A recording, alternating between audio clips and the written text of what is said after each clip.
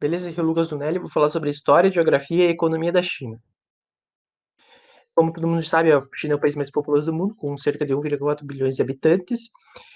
Faz fronteira com o Afeganistão, Butão, Cazaquistão, Coreia, Índia, Laos, Myanmar, Mongólia, Nepal, Paquistão, Quirguistão, Rússia, Tajiquistão e Vietnã, ou seja, é um país muito grande. A região ocidental, que é a porção mais oeste, ela é pouco ocupada, onde se localiza o deserto de Gobi, e tem bastante escassez de água e escassez agrícola. O sul faz divisão com as regiões montanhosas do Himalaia e também do Tibete.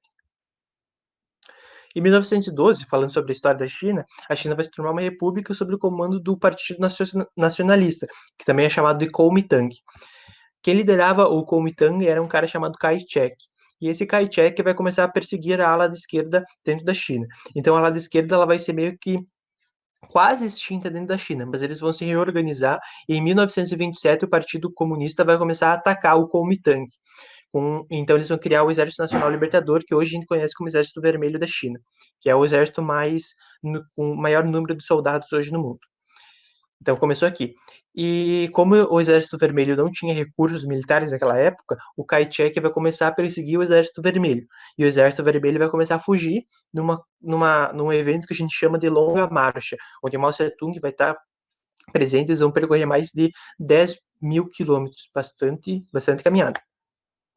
E a partir de 1977, os japoneses vão começar a invadir a China, principalmente os territórios da Manchúria e do norte da China. Então, por isso, houve meio que um acordo entre o Kuomintang e o Partido Comunista para tentar acabar com um mal maior, que era o Japão. Então, depois da Segunda Guerra, a bomba atômica, todo mundo já sabe, o Partido Comunista vai voltar a brigar com o Kuomintang e eles vão começar a assumir o poder com o Mao Tse-tung, enquanto o Kuomintang, lá do Kai-shek, vai fugir para a ilha de Formosa, por causa do nome que os portugueses deram para essa ilha, e vão fundar a ilha de Taiwan. Então, em 1958, Mao Tse-tung vai iniciar um programa chamado Grande Salto Adiante, que é um programa que ele quis incentivar a industrialização e reforma agrária dentro da China. Então, isso ele vai remanejar agricultores de áreas férteis para as áreas inférteis, vai tirar a gente da cidade, vai colocar do campo, as pessoas que já produziam agricultura vão ser despejadas, então ele vai também impor um método de mobilização ideológica muito forte, com ideias malthusianas, e de certa forma isso de avanços houve praticamente nada. Isso só deixou dezenas de milhões de mortos de fome e de miséria. Não é dezenas de milhares, é dezenas de milhões, ou seja, muita gente.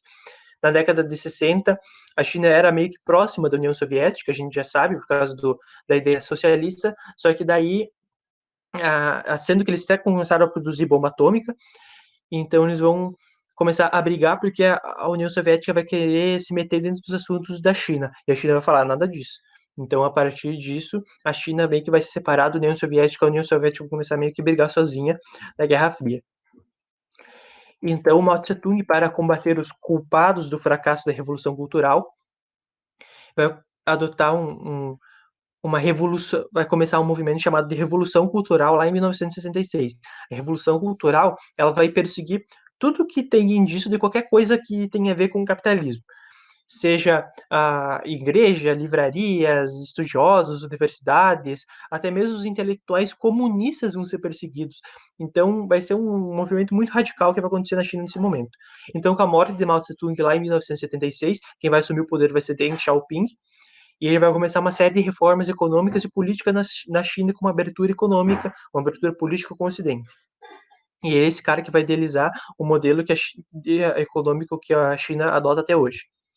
E é claro, isso custou recursos humanos e vários estudantes se manifestaram lá em 1989 pela abertura democrática da China. E eles foram fortemente reprimidos, e eles apanharam, foram presos e tudo mais, e esse evento ficou conhecido como Massacre da Praça da Paz Celestial. E a partir daí a abertura política da China parou, e eles só continuaram com a abertura econômica. Como que funciona o Partido Comunista? Existem 88 milhões de membros dentro do partido, onde 3 mil formam o Congresso Nacional, 350 o Comitê Central. Já a elite é composta por 25 membros do Politburo, 7 membros desses são permanentes, e existe um secretário-geral, que hoje é o Xi Jinping. E o Partido Comunista começa a educar as crianças desde muito cedo, a incentivar as crianças que tem um papel de liderança dentro do partido, ensinar as crianças desde muito cedo da área comunista.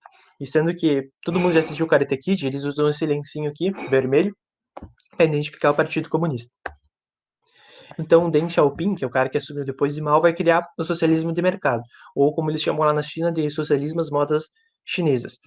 Eles vão começar a adotar várias medidas socialistas na estrutura social, só que várias medidas capitalistas na economia, com a criação das zonas econômicas especiais, que são zonas geográficas onde que o capital estrangeiro pode circular livremente, onde que pode ter criação de bancos, empresas, e essas empresas elas são caracterizadas principalmente por joint ventures, que são sociedades de empresas. O exemplo bem claro disso é a Xiaomi e a Redmi. Eu tenho o celular da Redmi, mas quem produz o celular da Redmi é a Xiaomi, por isso que é uma joint venture, Redmi e Xiaomi. E essas zonas econômicas elas vão estar mais localizadas ao leste da China, onde que tem a presença de rios, principalmente nas regiões urbanas de Beijing, Xangai, Nanquim, Cantão, Chongqing e Hong Kong. Aqui são as regiões econômicas da China. Na região mais oeste, ali onde está identificado por A, é uma população mais rarefeita, com mais escassez de recursos e possui uma agricultura bem arcaica. A região B aqui é uma região mais voltada para o mercado interno da China, onde que produzem os produtos que os chineses vão utilizar e produzir uma agricultura mais moderna ali onde que está localizado Pequim. A região C, que é mais ao leste, é a região mais voltada para exportação de manufaturados, ou seja, pega o primeiro objeto ali que tu achar na tua frente, provavelmente vai ser produzido na China, por causa dentro dessa região ali.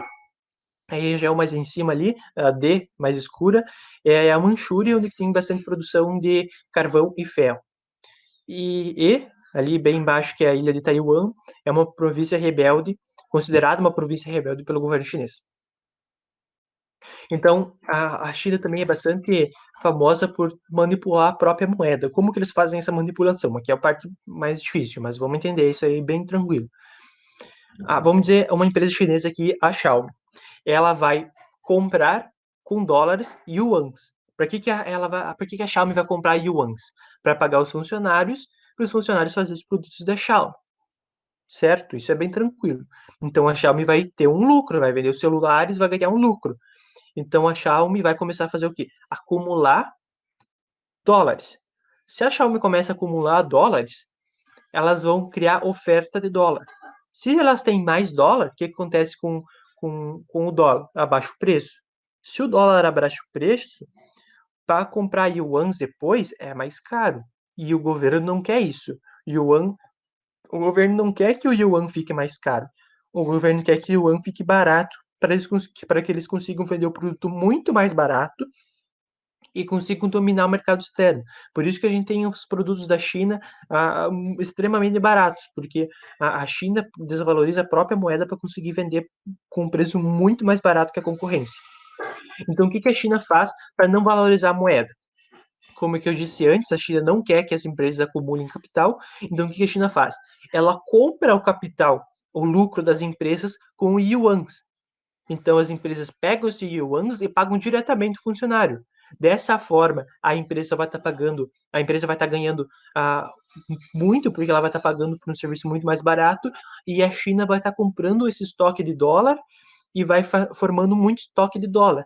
Com isso, vai tirar a oferta de dólar e vai deixar o yuan cada vez mais barato, porque o dólar vai estar sendo valorizado.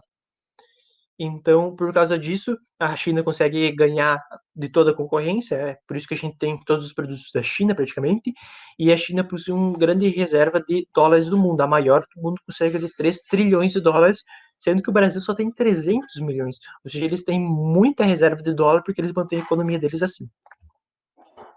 Então, aqui tem alguns problemas que a China enfrenta hoje, principalmente ligados à extrema desigualdade. Por mais que seja um país que se chama socialista, é um país extremamente desigual, porque existem zonas econômicas, e essas zonas econômicas normalmente são mais ricas que as zonas que não são econômicas. Então, existe muita desigualdade. Existem vários problemas ambientais envolvendo emissão de gases, poluição urbana, desertificação, desflorestamento, escassez de água, principalmente no oeste, esgotamento de fontes de energia, alagamentos devidos à represa. Um exemplo foi a represa de Três Gargantas, que deixou 100 mil desabrigados um tempo atrás, que é a metade da população de Chapecó, muita gente, e alguns outros problemas diplomáticos, como um exemplo, Taiwan, eles não reconhecem Taiwan como um território independente, eles ocupam militarmente o Tibete, muita gente reclama disso, querem a independência do Tibete. Eles possuem várias desavenças com o Ocidente e sendo impulsionados agora por causa do coronavírus, porque a SARS como vírus foi criada como na China, né? Surgiu na China, então hoje eles possuem vários problemas diplomáticos.